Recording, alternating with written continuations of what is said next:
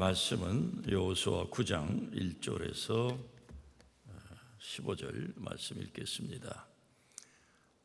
2일 후에 요단 서쪽 산지와 평지와 레바논 앞 대해 연안에 있는 헷사람과 아모리 사람과 가나안 사람과 브리스 사람과 히위 사람과 여부 사람의 모든 왕들이 이 일을 듣고 모여서 일심으로 여호수아와 이스라엘에 맞서서 싸우려 하더라.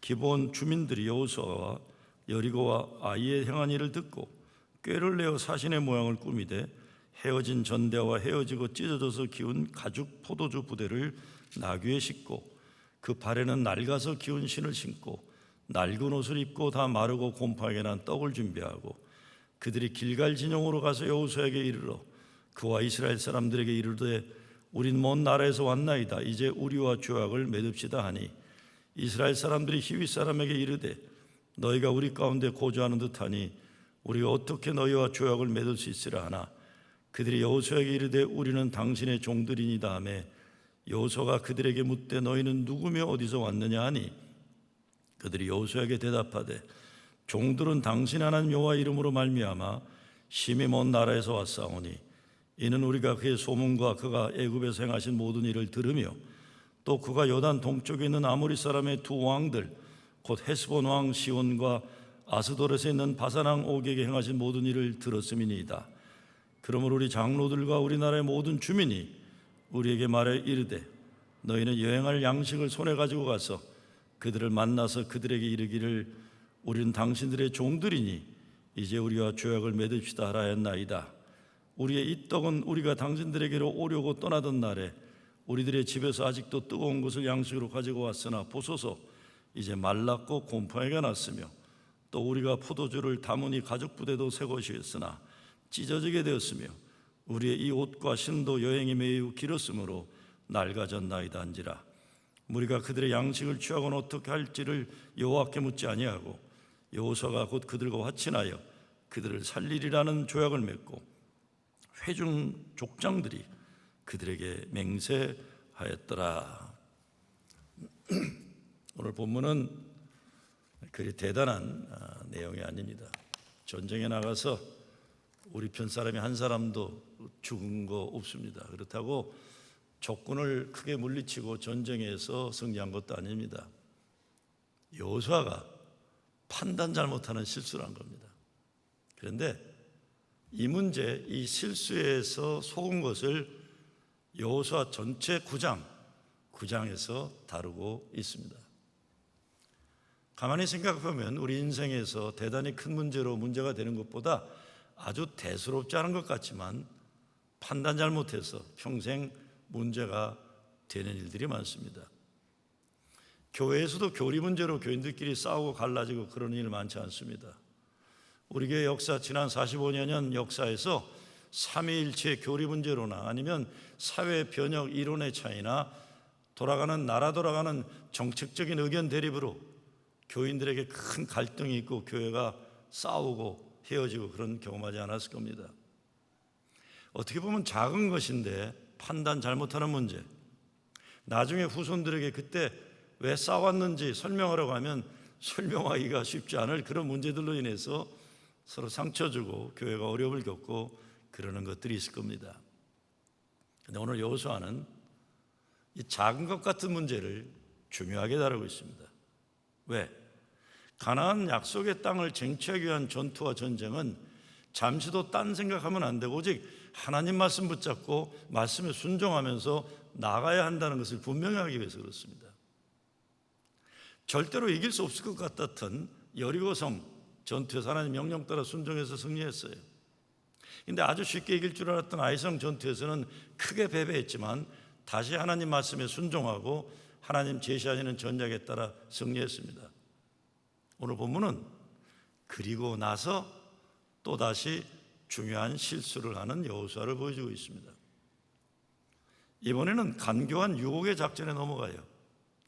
근데 패배의 원인을 기도하지 않아서라고 성경은 얘기합니다. 하나님께 묻지 않고 여호수아가 자기 생각대로 해서 그렇다고 오늘 말씀에서 얘기하고 있어요. 우리가 여호수아를 통해 배워야 하는 것은 계속 되어지는 철저한 자기 반성과 회개의 과정입니다. 가나안 전쟁 여호수아 전투의 기록이 어떻게 보면 대수롭지 않을 것 같은 이런 내용을 기록한 것은 이 잘못이 반복되면 안 되는 잘못이기 때문에 그렇습니다. 바둑 두는 사람들은 큰 대국을 마치고 복귀를 한다고 그래요. 시합이 끝난 다음에 처음부터 어떻게 도를 놓았는지 다시 기억으로 돌아가서 이거를 분석해서 실력을 향상시키는 거예요. 골프 치는 사람도 그렇고 다 그럴 게 운동도. 저는 낚시를 상당히 좋아했는데 아주 오래전에 플로리다에 열몇 시간 운전하고 가서 산새우 껴서 던져놓고는 엄청 큰 고기를 물렸는데 줄 마지막까지 다 뺏기고, 그래서 낚시를 포기하고 다시 열몇 시간 운전해서 시카고로 돌아온 일이 있었어요. 두고두고 그때를 생각해요. 왜 내가 못 잡았을까?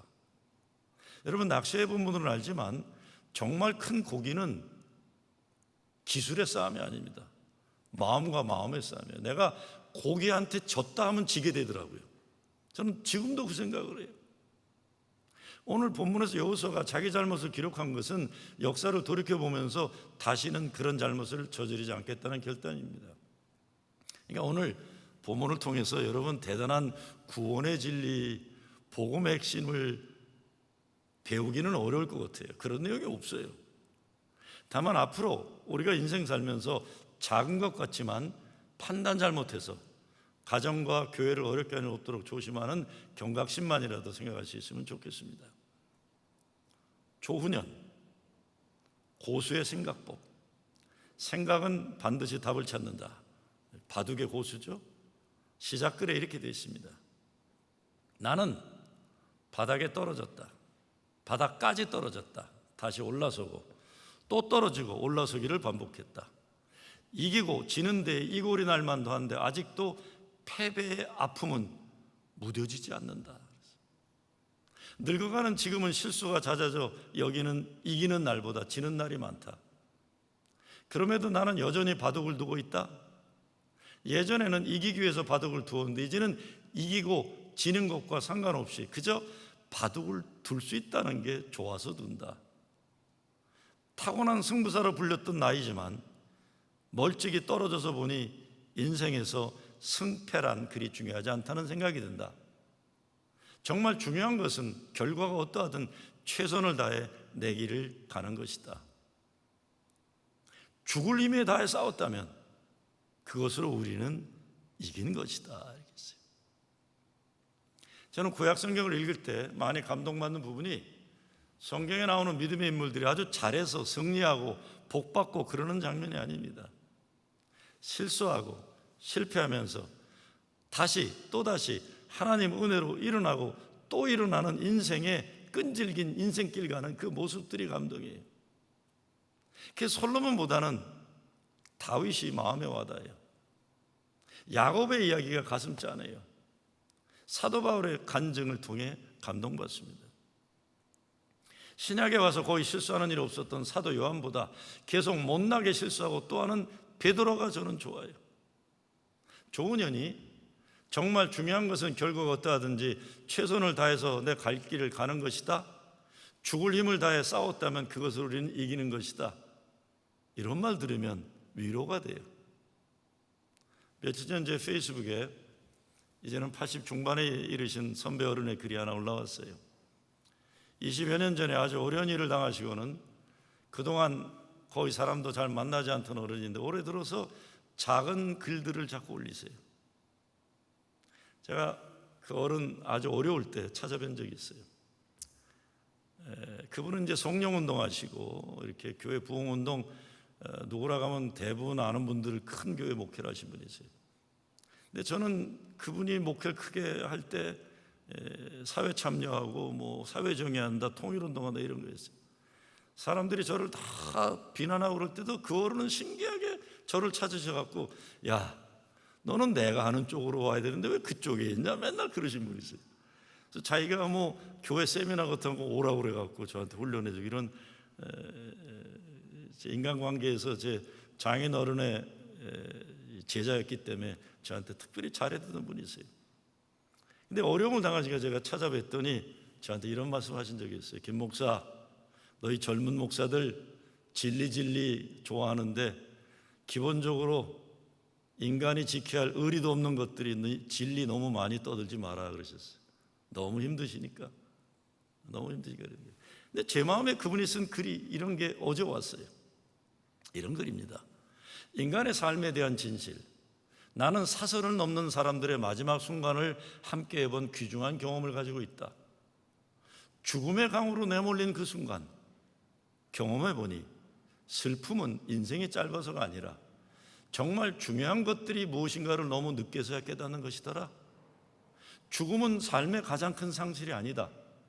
가장 큰 상실은 살아있는 동안 우리 안에 소중한 것들이 죽어 있는 것이다. 경험해보니 내가 알고 있는 아름다운 사람이란 실패를 알고 역경과 고통을 경험하고 아픈 상실의 늪에도 빠져보고 건강을 잃고 생사의 갈림길에서 마지막 기도로 올려본 경험의 공유자들이 있다. 아름다운 사람들은 그냥 아름다운 게 아니더라 이렇게 썼어요.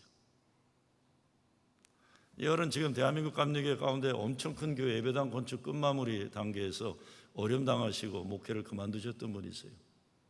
젊어서 한창 잘 나가실 때는 그 목사님은 대한민국 최고의 선동적 설교의 대가였어요.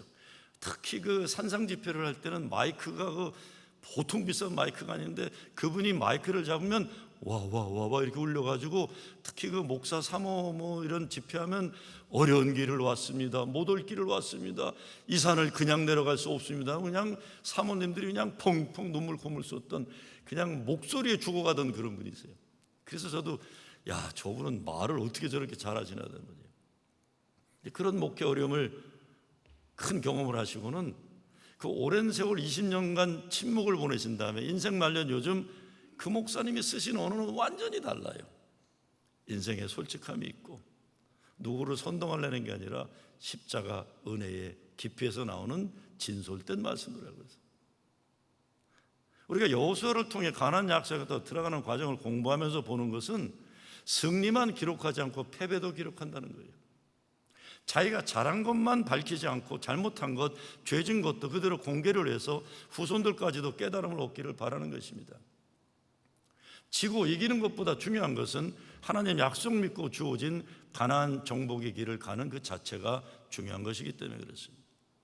성공이냐 실패보다 중요한 것은 하나님 약속 믿고 그 길을 포기하지 않고 가는 겁니다.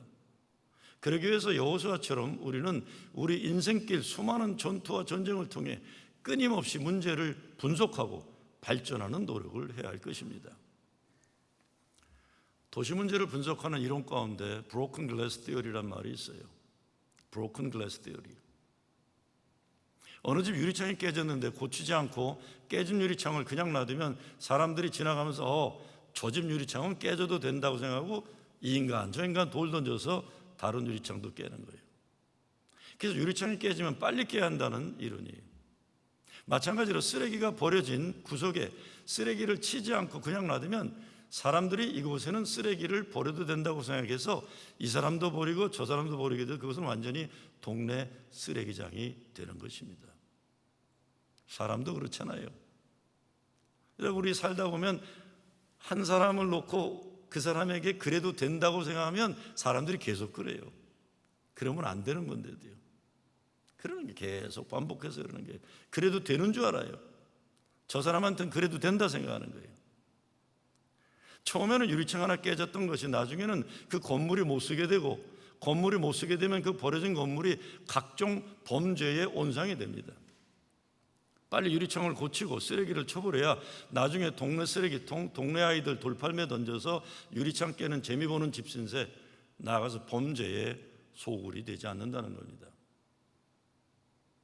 오늘 말씀에서 여호수아를 통해 생각하는 것은 끊임없이 자기들의 문제를 정직하게 돌아보고 회개하고 발전하는 길을 전진해가는 거예요.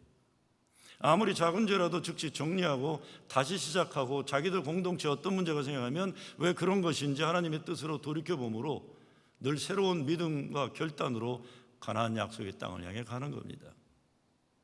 인간은 모두 실수합니다. 하나님은 완전한 사람을 쓰지 않는다는 말이 있어요. 왜? 완전한 사람이 없다는 말입니다. 정도의 차이일 뿐이지 실패도 수없이 우리는 많이 합니다. 죄도 짓습니다. 그러나 반복해서 더 큰 실수와 실패를 거듭하지 않고 실수와 실패를 거울 삼아 일어나는 것, 발전해야 하는 것이 인간의 건강한 모습입니다. 그렇지 않으면 처음에는 유리창 하나 깨지는 것 같은 작은 문제가 나중에는 집안 망하게 되고 교회 무너뜨리고 나라를 망치는 문제가 될 겁니다. 성경을 읽다 보면 뭐 이런 시시한 내용까지 기록했을까? 대수롭지 않게 여기는 내용들이 많이 나옵니다. 근데 그것들은 모두 수천 년 이스라엘 민족 역사에서 깨달은 가르침들이에요. 귀한 가르침들입니다.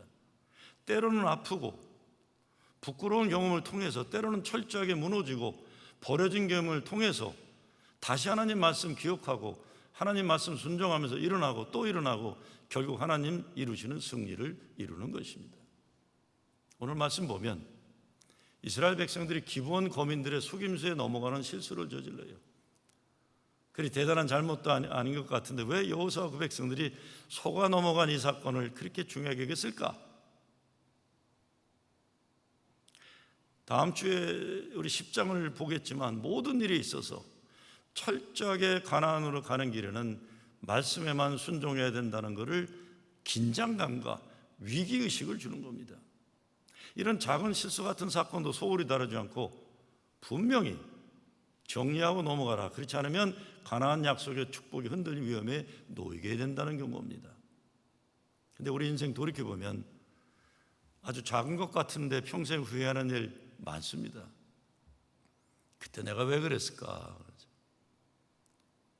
평생 마음에 담고 속지 않은 부끄러움, 죄, 아픔이 있어요. 꼭 잘못한 것이 아니더라도 사랑한다는 말 한마디 왜 못했을까? 나는 왜 그때 그 사람에게 그렇게 모질게 말을 함부로 했을까? 괜찮다. 쳐나가다 그래도 내게 너는 가장 귀한 존재란다. 괜찮다. 왜 위로의 말을 못 해줬을까? 아버지 감사합니다. 어머니가 기도하지 않았으면 내가 어떻게 여기까지 왔겠어요? 왜 그런 말씀 못 드렸을까? 두고 아프도록 후회되는 말 한마디 몸짓 우린 가지고 살아갑니다.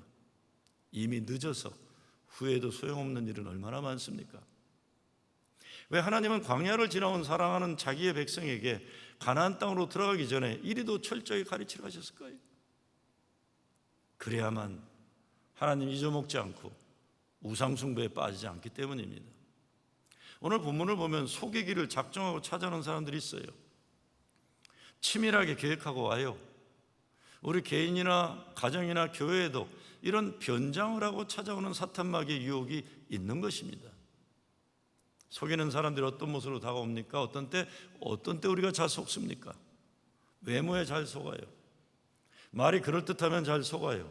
오늘 본문에서도 기본 사람들이 멀리서 여행길 떠난 여행자처럼 구멍난 옷 입고 오고 빵도 곰팡이 쓴 빵 가지고 오고, 그게 사람들이 불쌍한 마음이 철철 넘치게 만드는 거예요. 목소리도 믿음직하고 호흡도 멀쩡하고 교회 권사도 되고 장로도 되고 목사라고 하면 넘어가는 거예요. 교회에서 종교적인 언어 고상하게 잘 쓰고 얼굴이 허해서 멀쩡해 보고 몸짓이 거룩해 보이면 잘 속는 거예요. 그리고 기본 사람들이 이용한 속임수가 여호수아를 칭찬한 것입니다. 칭찬한 거예요. 전쟁에 이기고 나니까 우쭐했는지 몰라요. 그러지 말았어야 되는 거예요. 자신감에 들떠있을 때 그들이 찾아와서 칭찬하니까 넘어가 버렸어요. 그리고 그 사람들이 신앙이 있는 것처럼 위장하고 달려왔을 때 속아버렸어요. 그게 9절 말씀입니다. 그들이 여호수아에게 대답하되 종들은 당신의 하나님 여호와의 이름을 인하여 심히 먼 지방에서 왔사오니 이는 우리가 그의 명성과 그가 애굽에서 행하신 모든 일을 들으며. 남자들은 잘났다고 칭찬하면 간을 빼주고 여자들은 예쁘다고 하면 정신줄을 놓아버린다는 이런 말이 있어요. 이게 농담이면서도 어느 정도 근거가 있는 얘기겠죠. 오래전에 갤럽 조사에 의하면 한국 사람들이 자기 평가에서 허영이 많다가 한국 사람 80%였어요. 그리고 감정적이다가 70%였어요. 여호수아도 전쟁 몇 번 승리하더니 외국 사람들이 찾아와서 칭찬을 하니까 넘어간 거예요. 정신 차려야 합니다. 우리 자신들도 교회 생활 오래 했다고, 성경 공부 좀 했다고, 나 자신이 교회에서 뭐 열심히 했다고, 내가 참으로 하나님의 말씀에 순종하는데 착각하는 일 없어야 돼요. 그리고 자기가 의롭고 스스로 잘난 것처럼 높이는 일 없어야 돼요. 오직하면 하나님이, 예수님이 주여 주여 떠드는 자마다 하나님 나라에 들어가는 것이 아니라 하나님의 말씀을 행하는 자라 한다고 하셨겠어요? 내가 나를 속일 수도 있습니다. 내 목소리가 그럴듯하고 내 호대가 멀쩡하고 내가 교회에서 이런 직분도 가지고 있고 하니까 내가 잘하고 있다고 외형적인 것으로 만족해하면 큰일 나는 거예요. 큰일 나는 거죠. 저는 그래도 행복한 목회를 하는 사람입니다. 작고 큰 어려움이 없지 않지만 목회 지난날 행복했어요. 이것이 가능한 것은 그동안 하나님께서 제가 못나고 모자라는 목사니까 훌륭한 장로님들을 모실 수 있도록 저를 도우셨어요. 제가 만난 훌륭한 장로님들은 모두 십자가에서 주님과 함께 죽고 또 죽은 은혜의 체험 있는 분들이세요. 세상적으로 성공하고 가정도 다 문제없고 건강해서 뭐 빵빵 이런 사람들이 아니에요. 죽음을 경험한 분들이세요. 수많은 실수와 실패를 통해서 믿음의 연단을 겪은 분들이세요. 이분들은 모두 죄 용서받음의 은혜를 알고 구원의 확신이 있고 예수 고난의 흔적을 삶 속에 담고 사는 분들이세요. 그렇기 때문에 그 장로님들의 언행의 중심이 주의 몸된 교회를 강건히 세우고 성도를 온전케 하는 그분들이 있어서 기둥 같은 분들이 있어 목회를 할 수 있었어요. 교회가 어려워지는 건 다른 것 아닙니다. 오늘 여호수아를 찾아온 기브온 사람들처럼 우리 가정에, 교회에 사람이 자기 실력을 과시하려고 하고 인정받으려고 헛된 명예욕에 빠지기 시작할 때 사탄 마귀가 그것을 알고 들어오는 겁니다. 교회가 세상적인 자랑에 빠져 있고 허망하고 헛된 것으로 부풀어 있어 교만하면 쉽게 마귀에게 자리를 내주는 것입니다. 근본적인 문제는 14절이에요. 이렇게 돼 있죠. 무리가 그들의 양식을 취하고 어떻게 할 것을 여호와께 묻지 아니하고 이렇게 돼 있어요.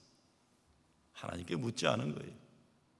자기들 인생을 편리하게 해줄 물길로 오는 종들, 나무를 패는 종들, 허들에 일할 인간들이 왔기 때문에 이게 편리하게 했다 그러고 헛된 이익이 눈이 비릴 때 넘어가 버린 거예요. 편리를 위해서. 자기 눈에 보이고 귀에 들리는 세상적인 업적과 세상의 칭찬 소리에 우리가 속기 참 쉽습니다. 기도하면서 우리 하나님이 들려주시기 원하는 말씀을 드려야 합니다. 그래야 우리 가운데 찾아오는 사탄의 정체를 잘 파악할 수 있습니다. 여호와의 실패가 우리 가운데 일어나고 있는 현실일 수 있습니다. 승리의 때, 거룩한 하나님의 역사의 때일수록 더욱 진실되게 기도하고 말씀에 순종하는 때라는 것이죠.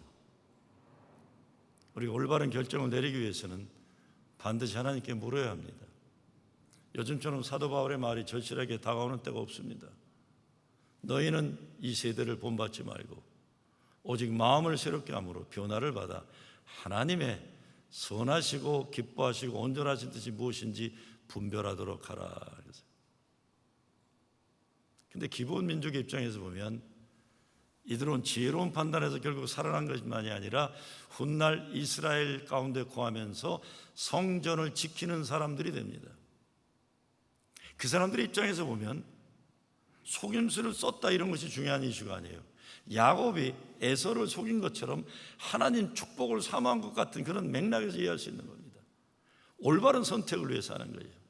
운명은 가나안 전쟁에서 죽어야 될 백성인데 그들은 여호와 하나님 편에 서고 싶어서 속임수를 썼지만 선택한 겁니다. 출애굽 당시 대부분의 이스라엘 백성들은 광야에서 죽었어요. 가나안 약속을 기업으로 누리지 못했어요.